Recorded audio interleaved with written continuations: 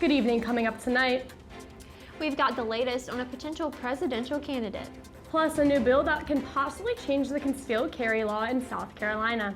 And later, an update on the upcoming Gamecock Football spring game. But first, Alex Tetor is in the studio here with us now. Alex, what weather can we expect to see this weekend? Good evening, Columbia. As you can tell behind me, we're expecting to get a bit of rain tonight that will continue into tomorrow. For the full forecast and more, we'll have it coming up for you tonight on SGTV Student News at 7.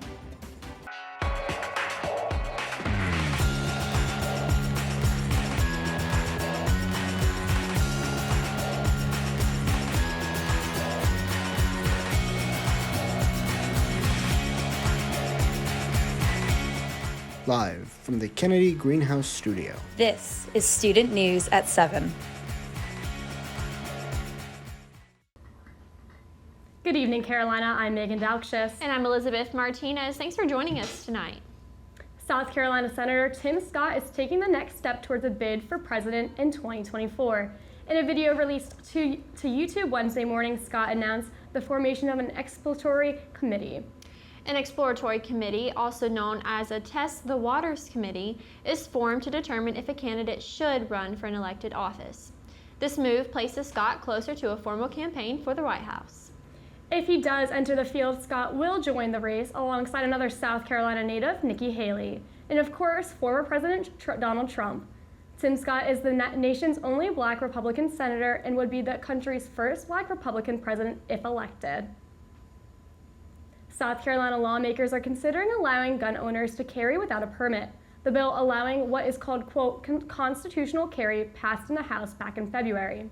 Last Wednesday, a Senate subcommittee heard testimony from law enforcement on a similar bill. The House's bill's main sponsor, Representative Bobby Cox, said the main goal is to give families the option to protect themselves without a permit. Cox told the Associated Press, quote, South Carolinians can still get the training they need, but they don't need a permission slip to exercise that quote, end quote.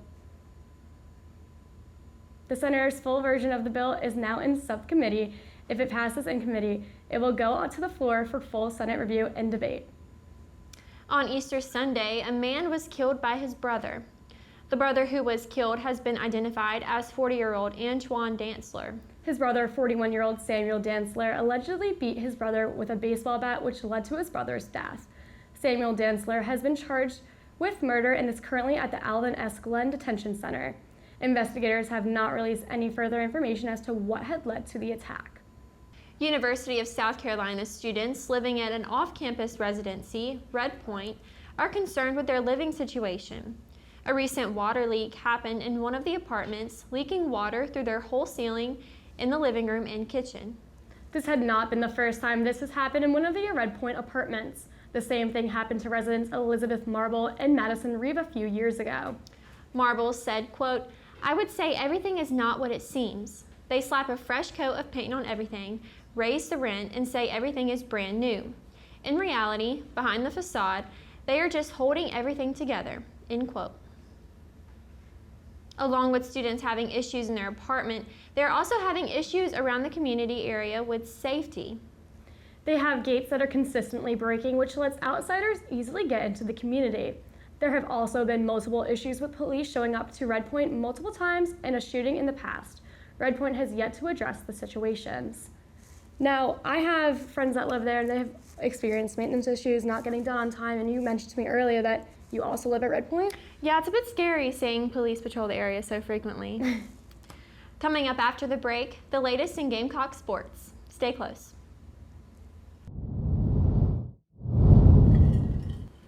SGTV News 4 sports reporter Violet Raftery has the latest scoop. What have you got for us, Violet? Gamecock Football's Garnet and Black spring game is coming up this Saturday. For the scrimmage, the South Carolina roster will be divided into two opposing teams, a task that head coach Shane Beamer doesn't take lightly, saying, quote, it's a science, end quote. A number of players will see proper playing time to further evaluate where they best fit on the team. Beamer noted being especially excited about his freshman class and incoming transfers. And while the scrimmage is only in addition to the collection of spring practices, The game-like atmosphere is an important environment for all players to experience prior to the regular season. In a news conference earlier today, offensive coordinator Dowell Logan said, quote, "The only way to get better at football is to play football, and you learn so much about everyone when you just put the ball down and play," end quote. And Williams-Brice Stadium serves as the perfect venue to assess their performance. Whether it's a spring game against each other or a scrimmage, to me, some guys just have a knack for elevating and making plays when they're under the lights in the stadium. And I'm always keeping an eye out and watching for those guys. Certainly, when the lights come on and they're playing in front of a crowd, they don't shrink from the limelight or the spotlight. They elevate their game even more, and they're gamers, if you will. In the days following the game, Beamer plans to meet with players individually to discuss their rules going forward ahead of the 2023 season. Remaining questions aside, players, coaches, and fans alike can all look forward to an exciting weekend for Gamecock football. I'm really excited about the spring game coming up. Just an opportunity to show everybody what I've been doing, what I've been working on this whole offseason, and the improvement that I've made. I can't wait to showcase that Saturday. For fans wanting to take advantage of all the action, Big Gamecock Weekend includes a number of other festivities to enjoy. On Saturday, the Cocky Trot 5K begins at 9 a.m. Later, Gamecock Village hosts food trucks, live music, and games opening at 3 p.m. The gates at Williams-Brice Stadium are open to fans at 5:30 p.m. and the spring game kicks off at 7 p.m. And fans can wrap up an exciting night with the post-game fireworks show. Most seating for the game is on a first-come, first-served basis. For News 4 Sports, I'm Violet Raftery. Thanks, Violet. Coming up after the break, News 4 entertainment reporter Brianna Rao will lay down the talk of the town. Stay tuned. Welcome back. Joining me now is entertainment reporter Brianna Rao to fill us in on what's happening in Columbia this weekend. What do you have for us, Brianna? A new caffeine spot came with a philanthropic goal to downtown Columbia this week. Knowledge Perk Coffee Company opened its 4th location to support education in Honduras. The CEO and co-founder of Knowledge Perk, Ryan Sanderson, said expanding to Columbia wasn't in the company's original plan. Sanderson said, quote, "It was not on our radar to come to Columbia at all, but the fit was right, and I think people are really excited about us coming here, so we're pumped," end quote.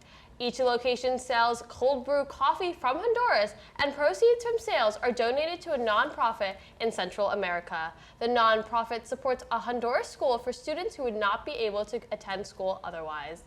Knowledge Perk Coffee Company is open through Monday and Friday from 6 a.m. to 8 p.m., on Saturdays from 7 a.m. to 8 p.m., and Sundays from 9 a.m. to 6 p.m. The store is located at 1527 Gervais Street.